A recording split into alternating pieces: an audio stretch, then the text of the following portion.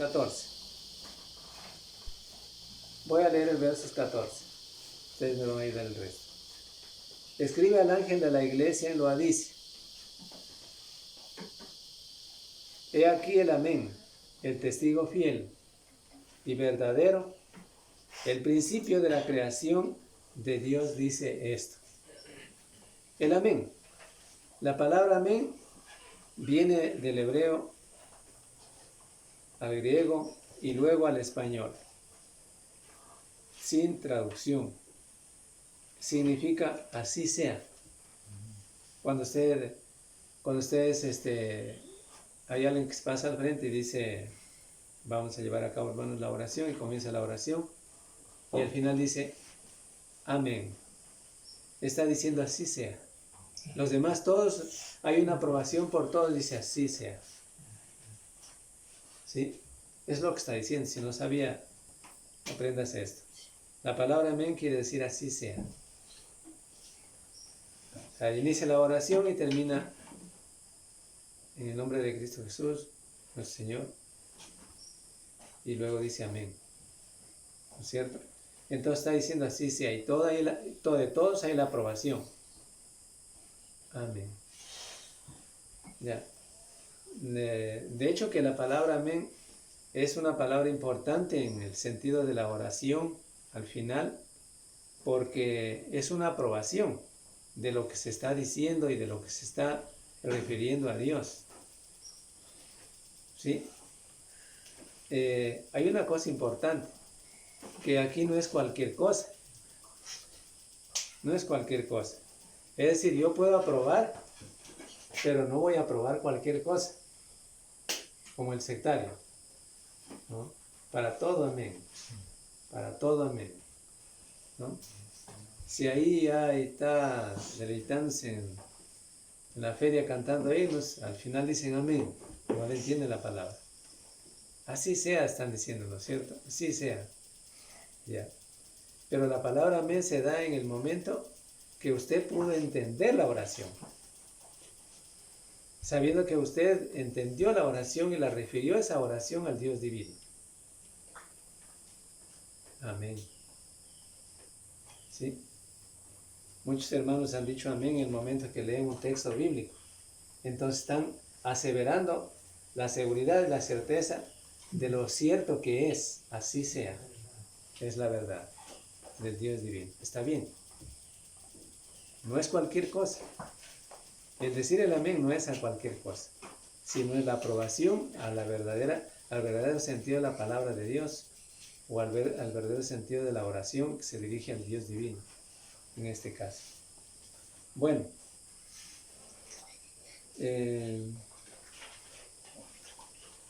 establecido también, dice aquí, positivo, aquí se le aplica a Cristo por ser absolutamente verdadero, el verdadero Dios. ¿Sí? Vamos a ver Juan 14, 6. Juan 14, 6. Jesús le dijo, yo soy el camino y la verdad y la vida. Nadie viene al Padre sino por mí. Ya. Y al final, ¿qué decía? Nada más. Juan 14, 6. Ya, bueno. ¿No? No. Entonces, ahí dice, ¿no es cierto? Ahí dice, pero aquí se aplica a Cristo. Ya. Porque ser absolutamente verdadero. Juan 14, 6. Ya. Jesús le dijo, yo soy el camino y la verdad y la vida. Nadie viene al Padre sino por mí. Ahí está. Entonces, así es la verdad, así sea, la verdad del Dios divino, porque Cristo lo está diciendo, aseverando que Cristo es el verdadero Dios, el único, el que nos dice la verdad. Así es la verdad del Dios divino. Entonces, el testigo fiel y verdadero. Veas en el 1.15, también podemos ver en el 1.15 de Apocalipsis. 1.5, perdón. 1.5. Dice así: y de Jesucristo, el testigo fiel, el primogénito de los muertos y el soberano de los reyes de la tierra, al que nos ama, nos ha lavado de nuestros pecados con su sangre. Ya, gracias, hermano. Estos términos de identificación forman un contraste con el carácter de la iglesia en Laodicea. ¿Sí? Al principio, el principio, como decía el versos 14, el principio de la creación de Dios dice esto. O sea, el Dios divino, Cristo. La palabra principio es de la palabra griega arche, que según bueno, aquí voy a leer algo, el señor Dreyer, reconocido lexicógrafo, significa eso, que por lo cual algo viene a ser el origen, la causa activa. Cristo no fue creado. Eso también debemos nosotros entender, ¿no? No estamos propagando una doctrina sectaria o tal vez una doctrina de los testigos, porque Cristo no fue creado. Ya. Él creó todas las cosas. Es otra cosa. Él es el creador de las cosas. Es importante. Porque Él no es de creación divina. Él es el creador de las cosas. Es otra cosa. Cambia. Es muy distinto. Vamos a leer en Colosenses 1:16. Colosenses 1:16. Veremos qué dice ahí. A ver, alguien que me pueda ayudar con la lectura, por favor. 1:16 dice: porque en él fueron creadas todas las cosas, las que hay en los cielos y las que hay en la tierra, visibles e invisibles. Sean tronos, sean dominios, sean principados, sean potestades, todo fue creado por medio de él y para él. Las frases, gracias hermano. Las frases finales nos dan una aseveración muy cierta de lo que nos dice en los en la primera frase del versos 16. Porque cuando dice terminando el verso, dice, todo fue creado por medio de él y para él. Todo fue creado por medio de él y para él. Ya. Al principio decía, porque en él fueron creadas todas las cosas, las que hay en los cielos y las que hay en la tierra, visibles e invisibles, sean tronos, sean dominios, sean principados, sean potestades, todo fue creado por medio de él, todo fue creado por medio de él y para él. O sea, él es el creador. Aquí no cambia, no puede cambiar el sentido, mientras en las Biblias de los testigos cambia. Cristo fue creado para ellos. Pero aquí dice, Él creó todas las cosas. ¿Sí? Él es el creador, el Dios único, el Dios de la creación. Juan, en el capítulo 1, versos 1 al 3.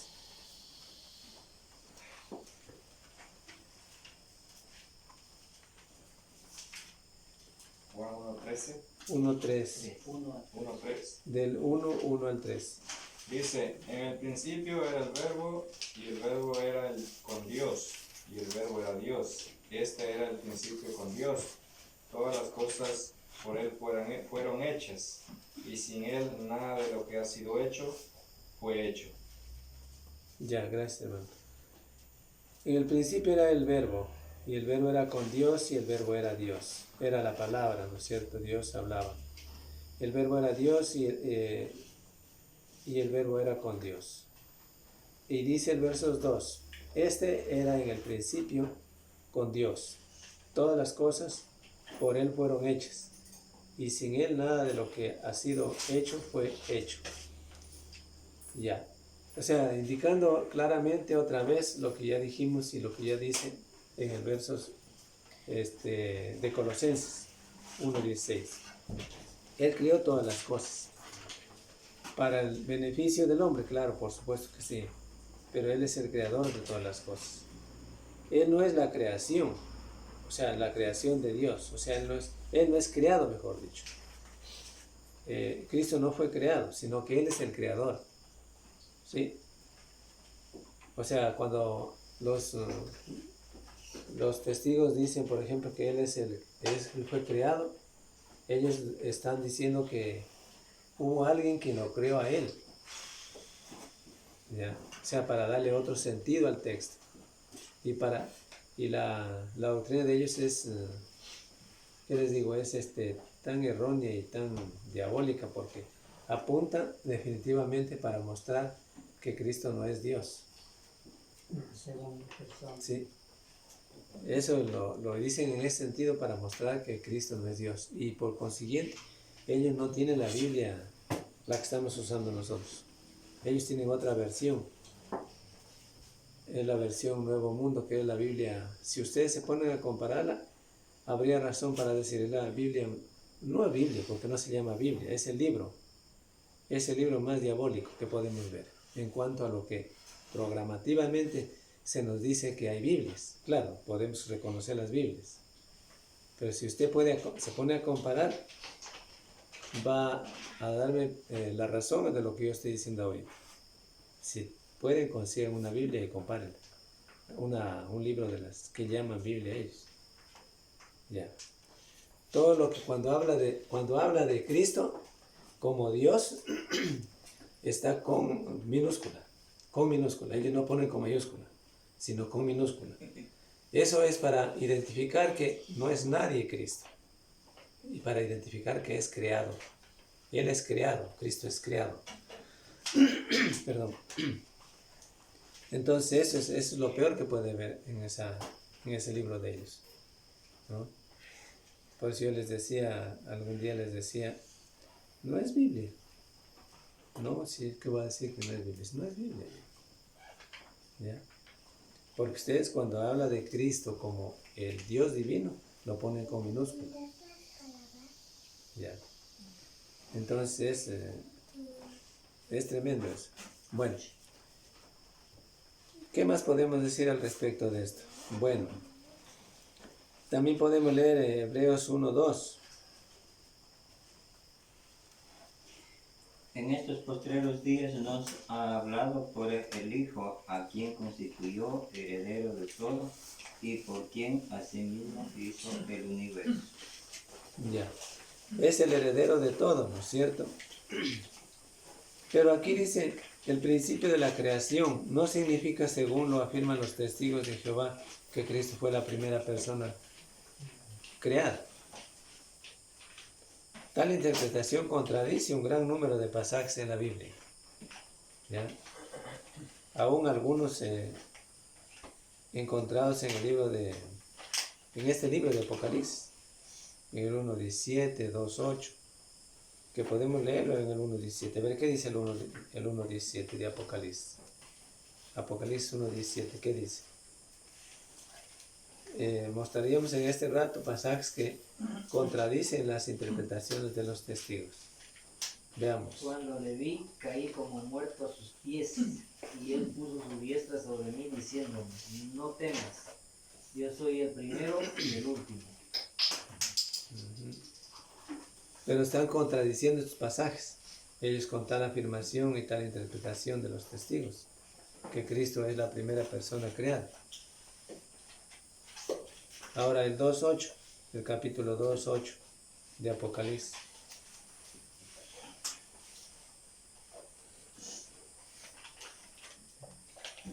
Y escribí al ángel de la iglesia en Esmirna, el primero y el postrero, el que estuvo muerto y vivo, dice esto. Ya, dice el primero y el postrero, el que estuvo muerto y vivió, dice esto, ¿no es cierto? Ya, gracias. O sea, son pasajes que contradicen cuando ellos dicen que Cristo es la primera persona creada. Contradicen estos pasajes. Bueno, significa que Cristo es la causa activa de toda la creación de Dios. ¿Sí? Ahora bien, entonces, debemos saber que Cristo es el Dios verdadero. Y así lo afirman las Escrituras, no hay de ninguna otra cosa que que dar la vuelta al pasaje en el capítulo 3, versos 14. Cristo es el Dios divino. ¿Ya? También dicen otros pasajes que el Dios del cielo vino a la tierra para morar entre los hombres. ¿Ya?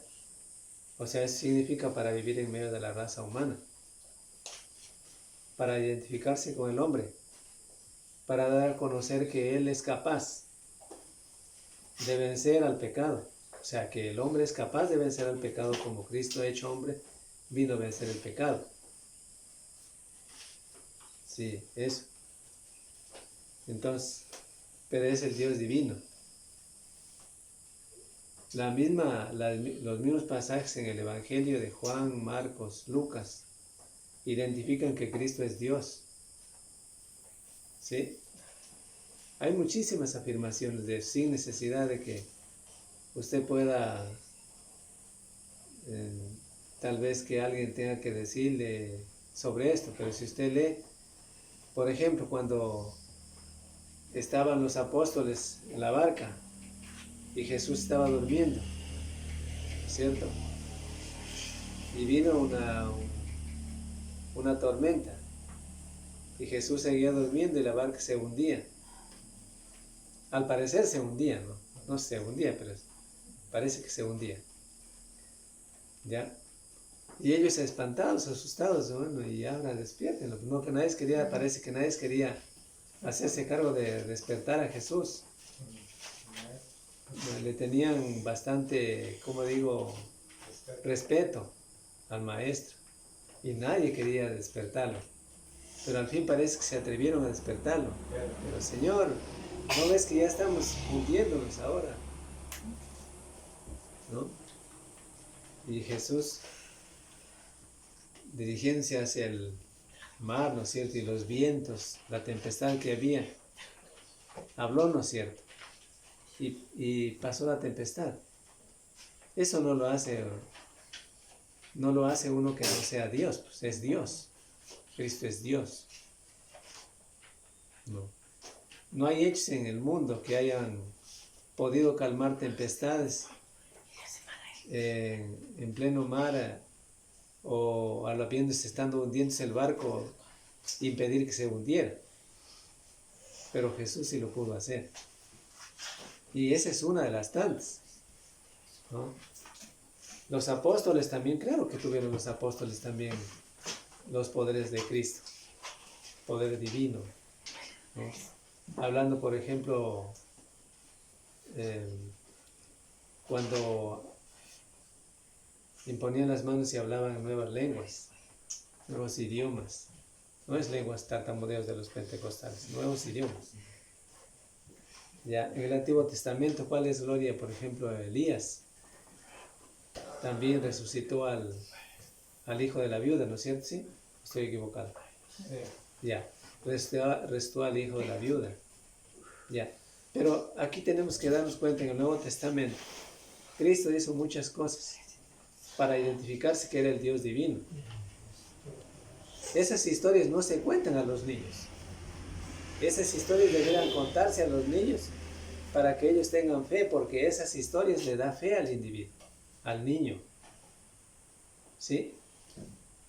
Imagínense cuando pasaba Jesús por cerca a los sepulcros y asomaba un endemoniado y sacó los demonios de él, ¿no?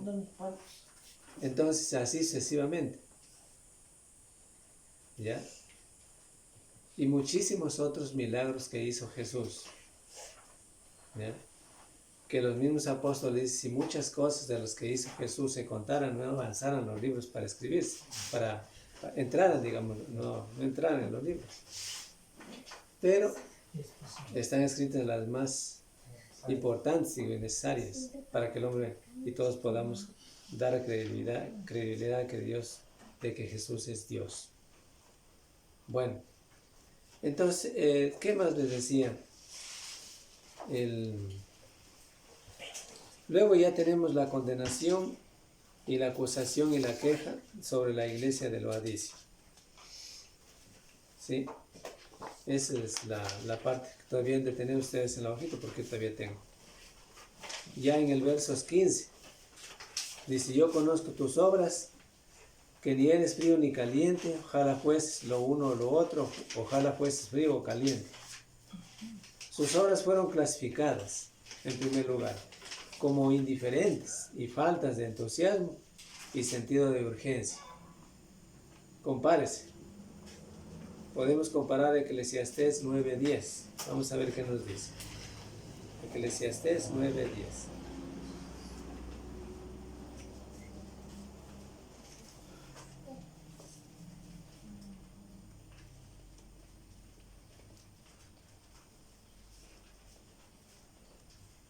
A ver, si alguien encontró, ya puede dar lectura. Eclesiastés 9:10. Todo lo que te venga a mano para hacer, hazlo según tus fuerzas. Porque en el Seol, a donde vas, no hay obra, ni trabajo, ni ciencia, ni sabiduría. Ya. Según este pasaje dice, o sea, indicando, ¿qué indican estos pasajes? Indican la urgencia, la importancia, la prontitud, ¿no? La diligencia de lo que debe hacer y de lo que debemos hacer los cristianos y de lo que debe hacer la iglesia, en este caso. Eso dice el sentido de urgencia, porque ese pasaje está refiriéndose al sentido de la urgencia, de la necesidad urgente de hacer la voluntad de Dios. ¿Ya?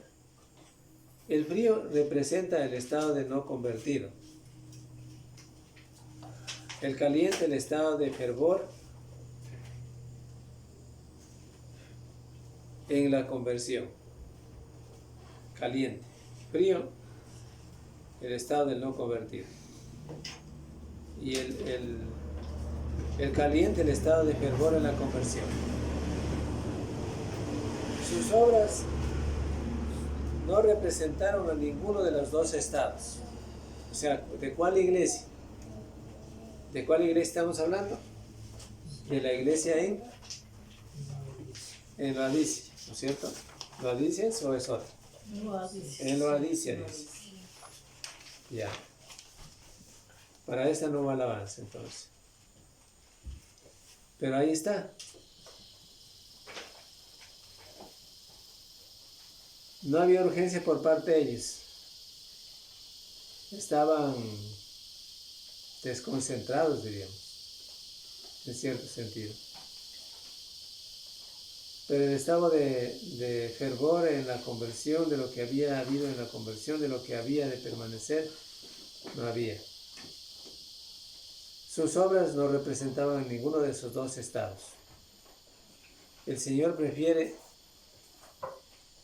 o la una cosa o la otra cosa. ¿Sí? Porque los calientes no necesitan conversión, pues. O sea, los convertidos no necesitan conversión, los fieles al Dios divino no necesitan conversión. Y algunos fríos se convierten, pero los tibios representaron un caso imposible. ¿Sí? De hecho que si nosotros hablamos en un caso representativo, el agua tibia provoca náuseas, ¿sí? Y ante los ojos de Dios está provocando la vida de los cristianos en ese sentido, tibios.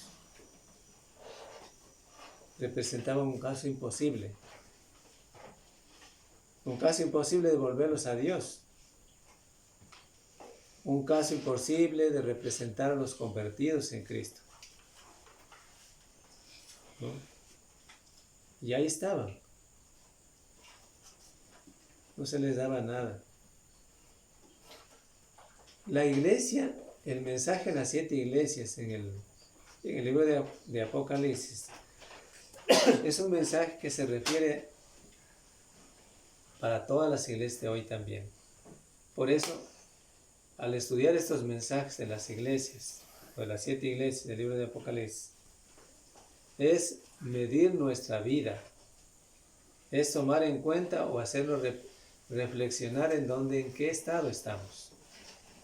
De eso se trata. O sea, no es un mensaje que simplemente es leído o es explicado y que ya pasa. No, es mirar en qué estado estamos, en dónde estamos, en qué vida, en qué momento estamos, ¿no?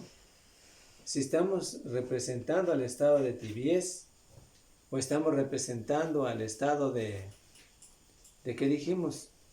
De los no convertidos, o estamos representando al estado de los que con fervor, aquellos que se convirtieron al principio, del fervor que había en la conversión.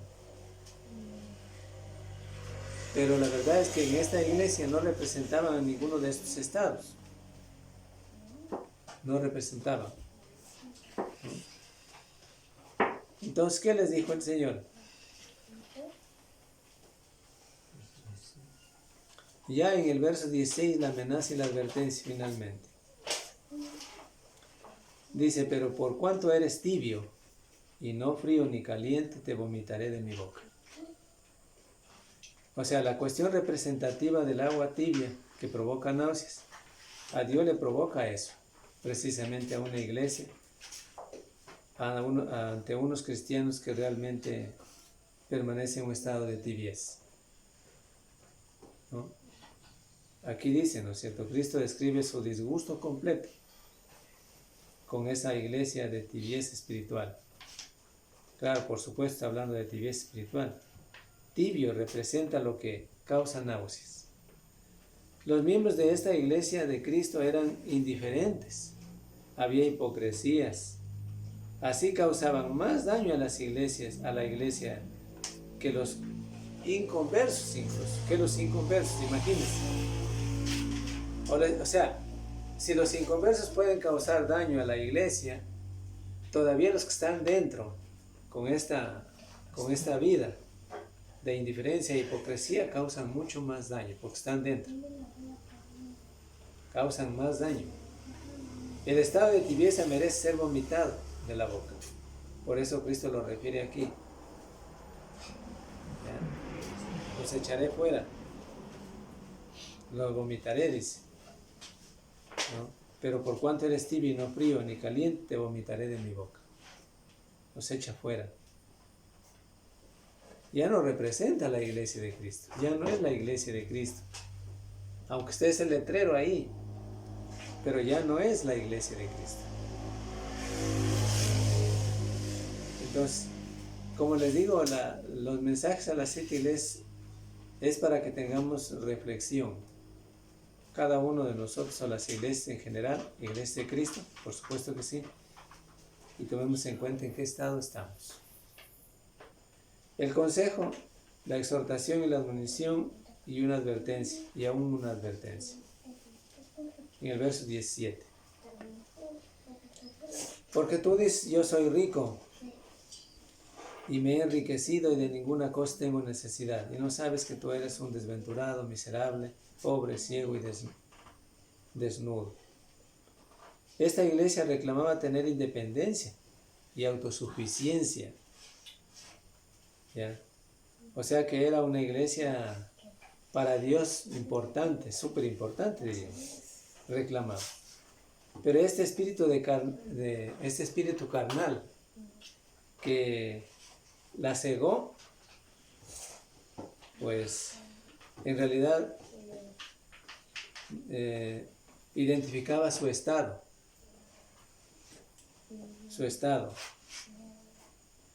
que ellos mismos habían sido engañados. Por eso ahí dice, y de ninguna cosa tengo necesidad, y le dice al Señor, y no sabes que eres un desventurado, miserable, pobre, ciego y desnudo. No se vestía de la verdadera ropa espiritual. No se vestía, tampoco tenía la visión clara del verdadero conocimiento de Dios, en otras palabras. Era pobre, ¿no? Hablando espiritualmente, era pobre. Pero ¿qué aquí en ese sentido? Pobre. No aquel que reconocía su pecado, pero era una iglesia que se había empobrecido espiritualmente, porque había la gran necesidad de la ayuda de Dios, pero ellos no habían sabido acoger. Era miserable, desventurada, ya, en ese sentido. Pero como les digo, el mensaje a las 7 iglesias es para la reflexión de cada una de las iglesias de Cristo y de cada uno de los cristianos. No solamente se dirige a la iglesia en general, sino en particular a cada uno de los cristianos. ¿Ya? El materialismo fácilmente puede engañar al hombre y aún al cristiano. ¿Qué es el materialismo? Entiéndase por materialismo todas las cosas que pueden ser servibles o inservibles para esta vida física. ¿Por qué digo servibles? Porque, por ejemplo, la materia, lo económico, el dinero, es servible, pero al mismo tiempo se vuelve inservible por el mal uso que le da el individuo, o porque constituye para él el Dios, o lo más importante para el individuo que echa fuera a Dios en momentos, porque el dinero cree que lo es lo más importante. Puede ser, el materialismo no es solamente el dinero, o sea, para describir con esas palabras solamente la plata. Puede ser un trabajo, puede ser otra cosa, pueden ser otras acciones, pueden ser diferentes, ¿no? Entonces, eso.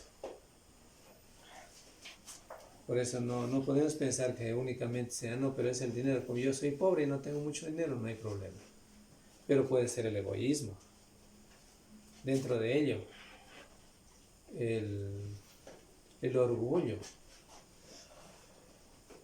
Además, ser pobre y orgulloso es lo más abominable delante de Dios. Bueno, y si fuera rico, también es abominable ante Dios.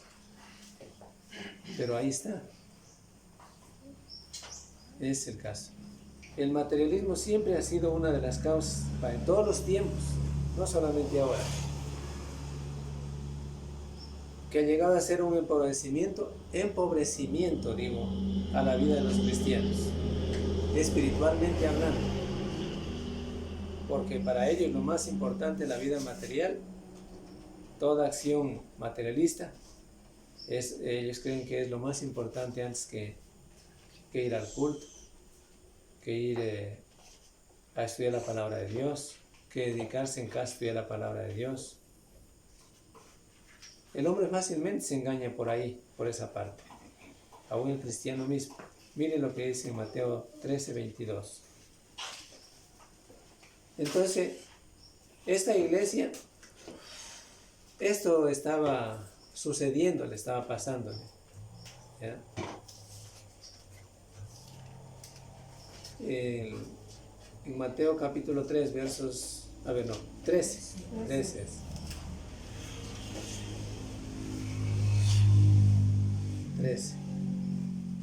13:22. A ver, vean, alguno que ya encontró puede dar lectura. El que fue sembrado entre espinos es el que oye la palabra, pero las preocupaciones de este siglo y el engaño de las riquezas ahogan la palabra y se hace infructuosa. Ya, gracias, hermano. Ahí está, ¿no es cierto? El que fue sembrado, el sembrador salió a sembrar la buena semilla. Semilla cayó entre espinos. Y este es el que oye la palabra, pero el afán. ¿Cuál es el afán? La preocupación. ¿Qué más podemos decir? Hay otras palabras que se pueden decir del afán. La preocupación, por ejemplo, ahí está el caso de Marta y María. ¿Ya?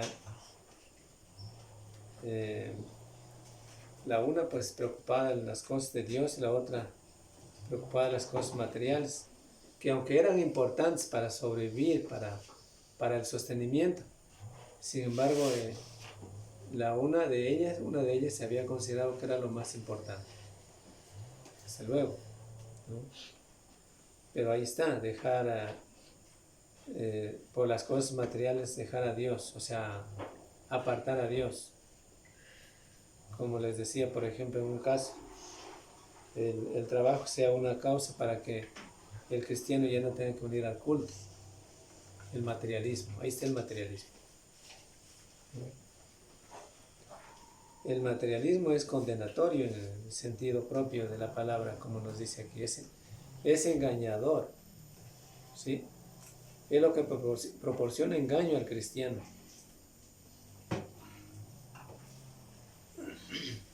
Y finalmente comparemos el capítulo 2 de Apocalipsis, verso 9, con la iglesia en Esmirna.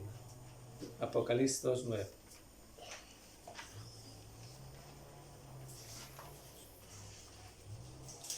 2:9. A ver qué dice ahí el verso 9. Yo conozco tus obras y tu tribulación y tu pobreza, pero tú eres rico, y la blasfemia de los que se dicen ser judíos y no lo son, sino sinagoga de Satanás. Ya, gracias, hermano. Yo conozco tus obras y tu tribulación y tu pobreza, pero tú eres rico. Pero había riqueza espiritual. Era muy diferente, ¿no es cierto? Había riqueza espiritual. ¿Sí? Muchos cristianos se han enriquecido con la palabra de Dios. Entonces es muy diferente que la riqueza material. No decimos que no es importante la materia, pero también tiene sus límites. ¿Sí? Tiene sus límites. La ansia, eso es lo que desagrada a Dios y lo que el hombre cree que lo es lo más importante. Ya, definitivamente desagrada a Dios.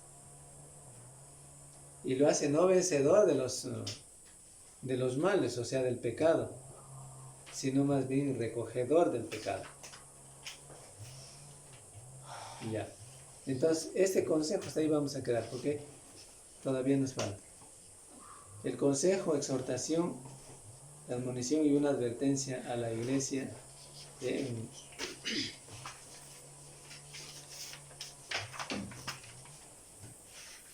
la iglesia lo dice. ¿Ya? Pero no hay alabanza aquí. Sí, no hay alabanza. Bueno, lo veremos después.